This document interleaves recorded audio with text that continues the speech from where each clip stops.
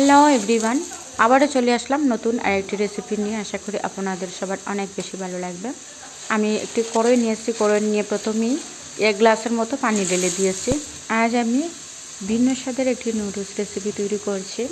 আমরা তো সবসময়ই এরকম নুডলস খাই, সিদ্ধ দিয়ে, তাছাড়া সবজি দিয়ে, তেল ভেজে এরকম খেয়েছি। আজ একটু অন্যভাবে নুডলসকে আমি স্পেশাল করে বানিয়ে আপনাদের সাথে শেয়ার করব। আশা করি আপনাদের সবার অনেক বেশি ভালো লাগবে। এখন দিয়ে দিলাম নুডলসের প্যাকেটের যে মশলা পাওয়া যায়, ওই মশলাগুলো ঢেলে দিলাম। ঢেলে দিয়ে ভালোভাবে নেড়ে আমি একদম কম আঁচে রেখে দেব, ঢাকনা ঢেকে। যতক্ষণ না পর্যন্ত পানি না শুকাচ্ছে ততক্ষণ না পর্যন্ত ঢাকনা দিয়ে ঢেকেই রাখবো। এখানে আপনারা চাইলে সবজিও ইউজ করতে পারেন, আবার বিভিন্ন ধরনের সবজি অ্যাড করতে পারেন, কোনো সমস্যা নেই, খেতে আরও দারুণ লাগবে।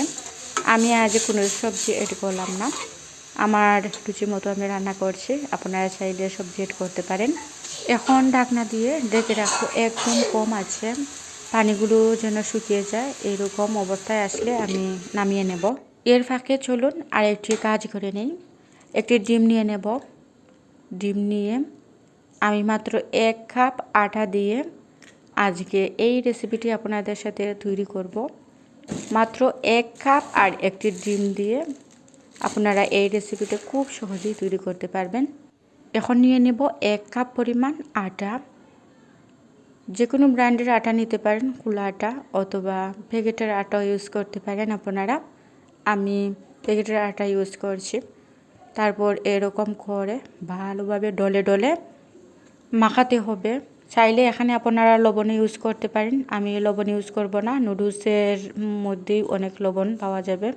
আমি যদি লবণ দিতে যাই তাহলে কিন্তু তেতো হয়ে যাবে। আর যদি সবজি মিক্স করতাম তাহলে লবণটা এখানে দিলে হয়তো ভালো হতো। আমি যেহেতু কোনো সবজি অ্যাড করিনি, শুধুমাত্র নুডলস দিয়েই এই রেসিপিটি করছি, সেজন্য আর লবণ দিলাম না। এখানে আরেকটি কথা, আপনারা এখানে কোনো পানি অ্যাড করতে পারবেন না, অথবা কোনো তেলও অ্যাড করতে পারবেন না। এরকম যতটুকু সম্ভব চেষ্টা করবেন ডিম দিয়ে যেন এই মাখানোটা কাভার হয়ে যায়। আর যদি মনে হয় খুব বেশি শক্ত হয়ে গিয়েছে ডোটা, তাহলে আপনারা চেষ্টা করবেন হাতের মধ্যে শুধু একটু পানি লাগিয়ে আর এরকম করে মতে নিতে। আর যদিও খুব ইচ্ছে হয় যে অন্য কিছু ইউজ করার, তেল অথবা, আমি বলবো আপনাদেরকে ঘি ইউজ করবেন। ঘি ইউজ করলে অনেক ভালো একটা ফ্লেভার আসে। আমার ডোটা একটু শক্ত হয়ে গিয়েছিল, সেজন্য আমি একটু হাতের মধ্যে ঘি লাগিয়ে নিয়েছিলাম। তারপর এরকম ঢলে ঢলে ভালোভাবে মাখিয়ে নিচ্ছিলাম। তারপরও একটু মনে হয়েছিল যে শক্ত রয়েছে, সেজন্য হাত ভিজিয়ে শুধু এসেছি আর পানি অ্যাড করিনি। যতটুকু সম্ভব আপনারা চাইবেন যে এরকম ডোটা তৈরি করতে। আপনারা যদি এখানে পানি অ্যাড করতে যান তাহলে এতটা পরিমাণে খারাপ ডো হয়ে যাবে, যা আপনারা রুটি বেলা সম্ভব হবে না, লেগে থাকবে। সেজন্য আর এরকম করে ভালোভাবে যেন ঘিটা চারদিকে লেগে যায়, এরকম করে চারদিকে লাগাচ্ছিলাম, লাগানোর চেষ্টা করছিলাম। আপনারা চাইলে ঘি নাও অ্যাড করতে পারেন, শুধুমাত্র অল্প একটু পানি দিয়ে আপনারা এরকম কাভার করতে পারবেন। যাই হোক, এরকম ডলে ডলে ভালোভাবে মাখিয়ে এখন চলুন চুলাতে গিয়ে দেখি কী অবস্থা নুডলসের। এই যে এই অবস্থাতে এসেছে। এখন আমি আগুন নিভিয়ে দেব। অফ ক্যামেরায় অন্য একটি পাত্রে রেখে দিলাম। এখন আমি একটি রুটি বেলার নিয়ে নিলাম, কাঠ নিয়ে নিলাম। তো এরকম ছোটো ছোটো করে আপনারা যতটুকু পারেন ছোটো ছোটো করে পাতলা করে রুটি বেলার চেষ্টা করবেন।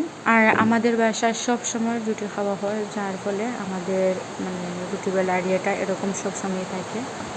দিনে 2-3 বার এরকম রুটি বেলতে হয়। কারো কারো ডায়াবেটিসের সমস্যার জন্য সবসময় রুটি বেলতে হয় আর কি। যাই হোক, তো আপনারা চাইবেন যে এরকম পাতলা পাতলা করে, যদি সম্ভব না হয় তাহলে আটা দিয়ে এরকম চিটিয়ে রুটিটা পাতলা করার চেষ্টা করবেন আপনারা। আমি যখন রুটি বেলি তখন মানচিত্র হয়ে যায়। তো আপনারা যদি রুটি ভালোভাবে বেলতে পারেন তাহলে বেলে নেবেন। আমার এত ধৈর্য নেই ভালোভাবে বেলার। এই তো আমি মাত্র দুটি দেখিয়ে দেবো আপনাদেরকে, বাকিগুলো অফ ক্যামেরায় করে নেব। আপনারা চাইলে আমার মতন করতে পারেন। আবার যারা মানে ছুরি দিয়ে করতে ভালো লাগে সেরকম করে নেবেন। আবার অনেকেই দেখেছি অনেক কিছু দিয়ে কাটিং করতে পারেন অনেক সুন্দর করে। তো আমি আর কিছু নিলাম না, আমি কেকের যে বাটি আছে ওই বাটিগুলোই নিয়ে নিলাম। অনেক সুন্দর শেপ আসে। এখন ঢেলে দিলাম নুডলস, আর এই পরিমাণ নুডলস দিয়ে চাইলে আপনারা চারদিকে পানি অ্যাড করতে পারেন। তবে আমি যেভাবে করেছিলাম ঠিক সেইভাবে যদি করেন পানি আর অ্যাড করা লাগবে না। আপনারা হয়তো শু শু শব্দ শুনতে পারছেন, আমাদের এই জায়গাতে বৃষ্টি হচ্ছে। আর এই বৃষ্টির দিনে এরকম পিঠে পুলি খেলে তো ভীষণ ভালো লাগে। আর এরকম দিন পড়েছে, আমার ভীষণ ইচ্ছে করছিল যে পিঠে পুলি আপনাদের সাথে শেয়ার করে নিতে পারবো, খেয়ে নিতেও পারবো। এই যে কেকের বাটি দিয়ে খুব সুন্দর করে আমি এরকম কাটিং করে নিয়েছি। আপনারা চাইলে যে কোনো ছুরি দিয়ে অথবা চাকু দিয়ে সব কিছু দিয়ে করতে পারবেন আপনারা। অফ ক্যামেরায় আমি সবগুলো নিয়ে নিয়েছি এরকম কাটিং করে, অনেক সুন্দর হয়েছে। যাই হোক, এখন চলেন চুলায়। তো চুলায় একটি কড়াই বসিয়ে নিলাম। কড়াই বসিয়ে এখন তেল ঢেলে দেব। আমার এই রেসিপিতে তেলের পরিমাণ মিডিল থাকলেই হবে, মানে এত বেশি দেওয়ার দরকার নেই, আবার এত কম দেওয়ারও দরকার নেই, এরকম টাইপের হলেই হবে। তো আমি ওইগুলো ঢেলে দিলাম, ঢেলে দিয়ে ভালোভাবে ভেজে নেবেন বাদামি কালার করে। দেখুন খুব সহজেই এরকম পিঠা তৈরি করা যায়। আপনারা কোনো ঝামেলা ছাড়াই এরকম পিঠা তৈরি করে খেয়ে দেখবেন একবার, ভীষণ মজার হয়। আর এই রেসিপিতে যদি কোনো ধরনের সস থাকে সেই সস দিয়ে খেতে কিন্তু আরও ভীষণ মজার হয়। আর যদি শসা থাকে তাহলে আরও ভীষণ মজার হয়। তো যাই হোক, আপনারা চেষ্টা করবেন সস দিয়ে খাওয়ার, মানে সস দিয়ে খেলে অনেক দারুণ লাগে। আর এরকমও খেতে পারবেন, এরকম আরেক ধরনের টেস্ট থাকে। আর সস দিয়ে আরও ভীষণ মজা হয়ে যায়। এই তো সবগুলো ভেজে নিয়েছি, এখন দেখুন কত সুন্দর হয়েছে এই পিঠে। আপনারাই বলেন এরকম পিঠে কখনো খেয়েছেন? যদি খেয়ে থাকেন তাহলে লাইক কমেন্ট দুইটিই করে থাকবেন। আর যদি না খেয়ে থাকেন তাহলে খেয়ে তারপর আমাকে কমেন্ট করে জানাবেন যে কীরকম লেগেছিলো। খারাপ লেগে থাকলে বলতে পারেন, ভালো লেগে থাকলেও আপনারা চাইলে আমার সাথে শেয়ার করতে পারেন। নিত্য নতুন ভিডিও পেতে হলে আমার চ্যানেলটি সাবস্ক্রাইব করে রাখবেন। আর যদি বিন্দুমাত্র কিছুটা উপকৃত হন তাহলে লাইক দিয়ে আর কমেন্ট করে আপনাদের মতামত জানাবেন। আমি আবারও নতুন আরেকটি ভিডিও নিয়ে হাজির হব। ততক্ষণ পর্যন্ত আপনারা ভালো থাকবেন, সুস্থ থাকবেন। ভিডিওটি এ পর্যায়ে।